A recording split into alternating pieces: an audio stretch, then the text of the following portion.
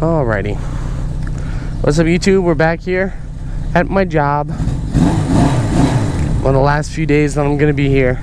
Last few weeks, rather. So, I'm riding the bike one last time. We're gonna see if we can get some good footage here. Oh no, my watch. My cheapo watch. How else can I tell the great time? I just throw that in my pocket. So we're gonna be riding the XS 1100 with extreme safety because my turn signals went out. I think it's probably a blown fuse because the hazard lights work, and I know those are on separate fuses. See, hazard lights work and they're lighting up. So I'm not entirely sure what the hell that's all about. But the switch is not working. It might be a bad switch, loose connection, something like that. We'll figure it out. But we are gonna go to a special area where I like to drive this thing, and I'm still running unlicensed and unregistered and unplated because I'm an idiot and had a lot of work issues today. We'll probably post a clip later, but I ended up having a severe problem, a severe malfunction as it were, with my fueling status, where I ended up forgetting to put any kind of gas in the bike.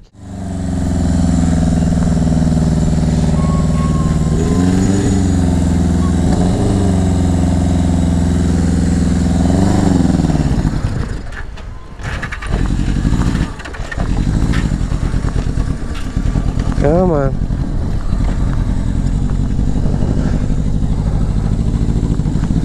Come on.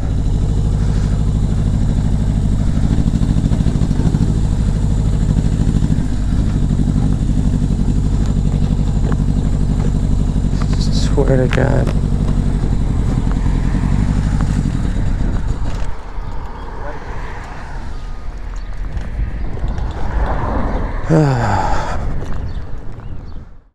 So I made it about 2 or 3 blocks and rode it down a hill to a gas station, and I'm just blessed that that's where it ran out of gas and not somewhere else where it would have been a whole lot worse.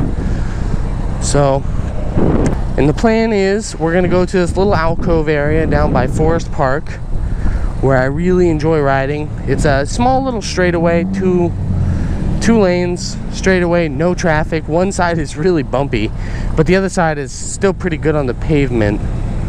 And we're just gonna go get some camera footage there and see what happens. That's the idea anyways.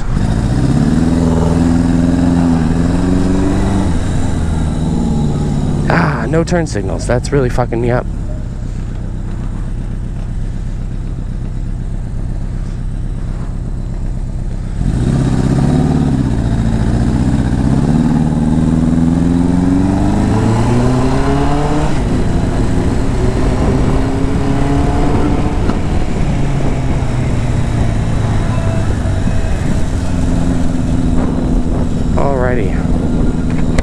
Back on the road again.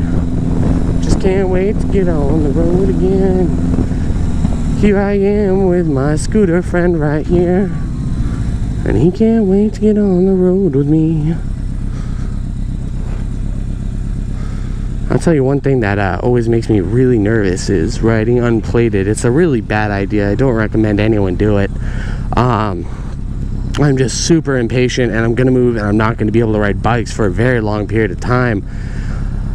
And I gotta say that idea makes me very upset. I really like riding bikes, and this was honestly a splurge for me. I bought it for $600 delivered to my door from a dude in Vermont, or right on the border of Vermont, and I'm not going to be able to bring it with me. I'm trying to sell it. So, you know, once this guy goes, there's just nothing else for me for a long time until I can save up. And hopefully the goal is to buy a KLR 650 or a Versys 300. It's going to be one or the other. I still haven't decided what kind of utility I want out of my bike.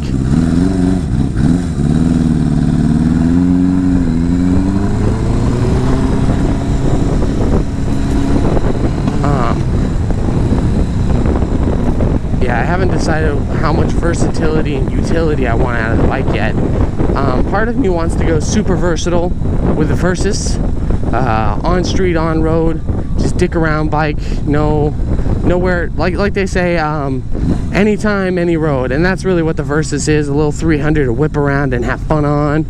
And then you got the KLR 650, which I think is a little heavier, but it's a thumper, 650 thumper. And while they both kind of make the same kind of top speed, the KLR obviously has just heaps and heaps of torque. And while, you know, they can both go anywhere, as they put it, the go anywhere bikes, one is clearly more suited towards street and the other is way more clearly suited toward dirt. And I want to decide how much each of those things matters to me. And honestly, I see myself getting a car once I move out, and I'm gonna want probably the dirt bike, the dirt oriented bikes, for more fun, because I'm gonna have a car for the street, which I know it's not the same thing as having, you know, a street bike and a car for the street. They don't ride the same. They're not the same amount of fun for each other.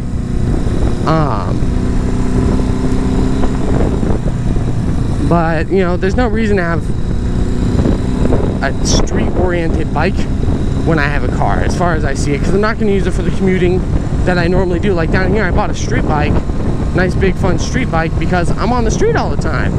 It makes a lot of sense to me, you know. It's the only thing I get to do, since I'm technically unplated, unlicensed, and at the time didn't really have any other needs but to go to work. Ooh, that's a little whiskey throttle. Watch out for that, guys. That is a serious threat to beginner motorcyclists. And I'm gonna say this up front, I am a beginner motorcyclist. I baby the fuck out of this bike because I know what I am. This is way too much bike for me to handle, and that's the only reason I'm glad to get rid of it for something smaller. Is basic things that I should have under complete control, I do not. And I'm not gonna, I never play around like that with this bike. It's too dangerous to play around like I want to. Like with my small bike, I could just whip the throttle and go, but on this bike, like I hit a little divot and I didn't have perfect throttle control the way I should, because, you know, I haven't ridden bikes in a long time. I usually have better control than that, but I yanked the throttle a little bit and I picked up almost 5 miles an hour instantaneously, without hesitation. It does that, and there's a serious threat of danger when you don't have control over your throttle. So just, you know, that's what they say when sometimes it's too much bike for any one person to handle or a noob to handle. They don't mean that you can't physically maneuver it, because I can maneuver this bike just fine. It's there are things that you're lacking at that point, and it's not safe for you to have that kind of bike at this time.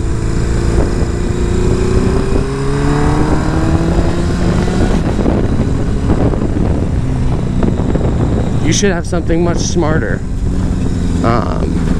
something much more geared toward your style and your knowledge. I hate to say that, because I'm the kind of guy that goes from a 66cc to something, I think it's 12.5 times the size or something like that, at 1101. And I did it, but I definitely skipped a beat there, and I feel it sometimes on this bike. I feel like I definitely put myself in danger. Don't let that detract you from doing it, because, you know, everyone's different, and it can be done safely. I'll say that for 100% certainty. You can safely do it, but you gimp yourself and you miss out on stuff. Hey, kids.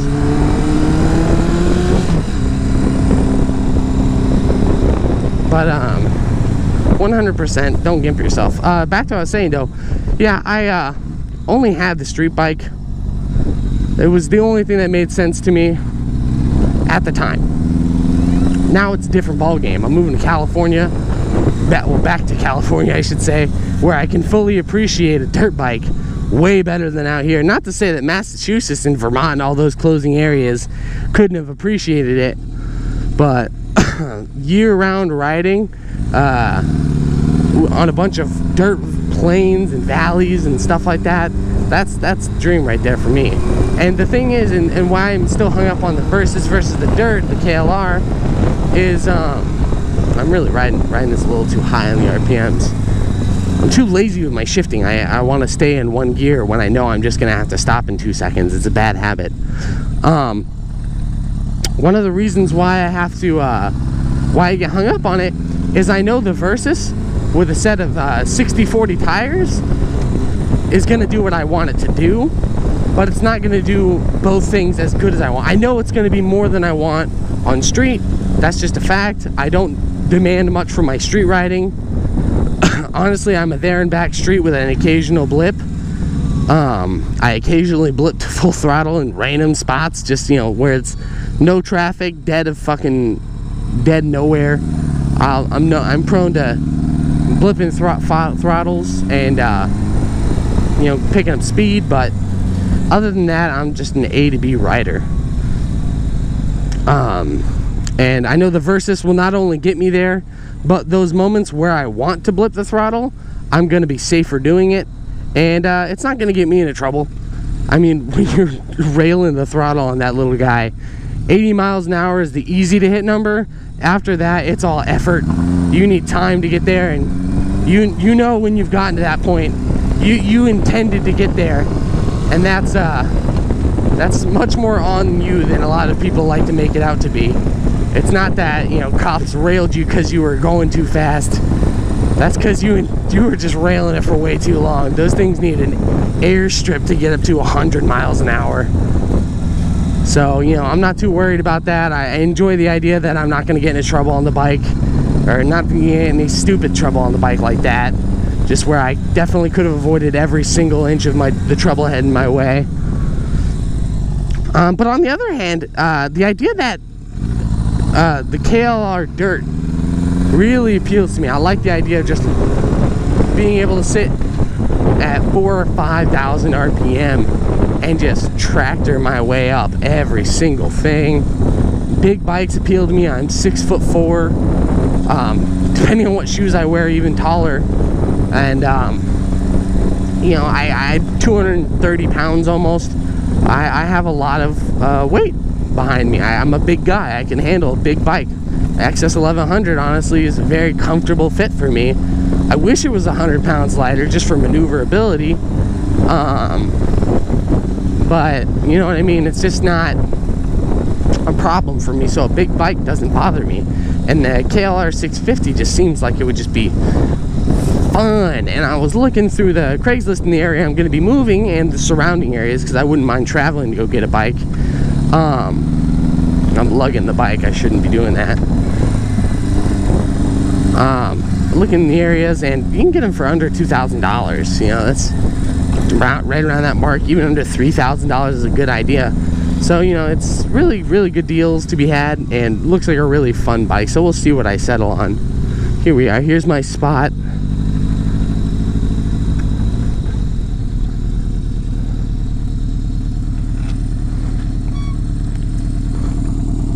So let's hope we don't get in trouble. What I'm going to do, I want to set my second GoPro up right there and on the straight, and we're going to come in. I want to get some really close-up shots of the bike from a ridiculous viewer's perspective.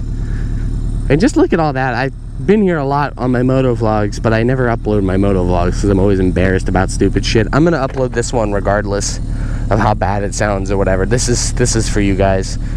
And this is what I want to see more of. I want to see more wilderness. I know this is just Forest Park, but I'm Californian and I've never seen any of our big forests. So when I got here, this was the biggest forest I had ever seen, and it's only, you know, like I think it's a little less than the size of like Center, whatever the park in New York is. I can't remember it. Central Park. It's a little less than the size of that, but this feels like an infinitely large forest to me.